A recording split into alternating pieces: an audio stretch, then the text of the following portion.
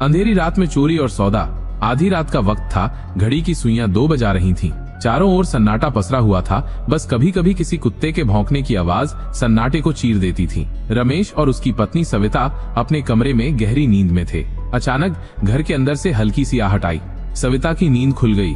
उसने अपने कान लगाए और महसूस किया कि कोई अनजान व्यक्ति उनके घर में दाखिल हो चुका है। धीरे से वो बिस्तर से उतरी और दरवाजे की दरार से झांक कर देखने लगी। अंधेरे में एक परछाई हिलती हुई दिखी। एक आदमी चोरी छिपे अलमारी की ओर बढ़ रहा था। सविता ने हिम्मत जुटाकर धीरे से कहा, कौन है वहाँ? चोर चौकन्ना हो गया। उसे उम्मीद नहीं थी कि घर में कोई जाग जाएगा। वो वहीं ठिठक गया और धीरे धीरे उसकी तरफ मुड़ा। माफ करिए बहन जी, मुझसे गलती हो गई। मैं पहली बार चोरी करने आया था, प्लीज मुझे जाने दीजिए, चोर ने कांपते हुए कहा। सविता मुस्कुराई। उसकी मुस्कान में एक रहस्यमयी भाव था। उसने एक नजर चोर के चेहरे पर डाली, जो घबराहट में पसीने से भीग चुका था। फिर वो बोली, ठीक है, मैं तुम्हें माफ कर दूंगी, लेकिन एक शर्त पर। चोर ने चौंक कर उसकी ओर देखा।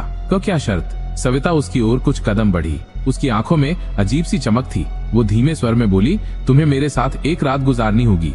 चोर अवाक रह गया। उसका दिल तेजी से धड़कने लगा। यह उसके लिए अप्रत्याशित था। उसने सोचा कि शायद ये औरत उसे पुलिस के हवाले करने की बजाय कोई और सजा देना चाहती है। ये आप क्या कह रही हैं? उसने घबराकर पूछा।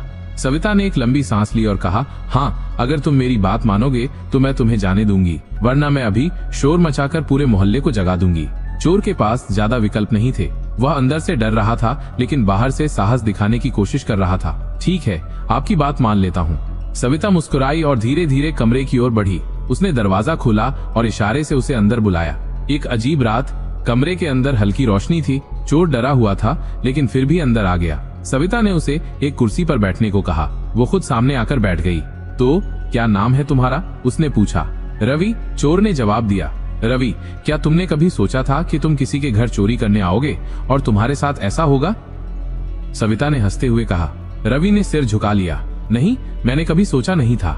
मुझे मजबूरी में ये करना पड़ा। सविता ने गहरी नजरों से उसकी ओर देखा। क्यों? क्या मजबूरी थी? रवि ने भारी आवाज में कहा, मेरी माँ बहुत बीमार है, मेरे पास इलाज के पैसे नहीं है, इसीलिए मैं चोरी करने निकला था। सविता का चेहरा गंभीर हो गया। वो उठी, अलमारी खोली और उसमें से कुछ पैसे निकाले। ये लो, ये तुम्हारी माँ के इलाज के लिए है, लेकिन वादा करो अब कभी चोरी नहीं करोगे।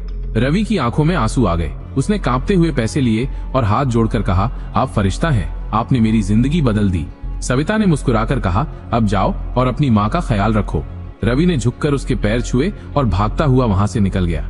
रात के सन्नाटे में अब एक नई कहानी जुड़ चुकी थी। एक चोर जिसकी जिंदगी उस रात हमेशा के लिए बदल। अगर आपको हमारी कहानी अच्छी लगी हो तो हमारे चैनल को लाइक, कमेंट और सब्सक्राइब कर लें, ताकि हमारी कहानी आपके पास सबसे पहले पहुंचे।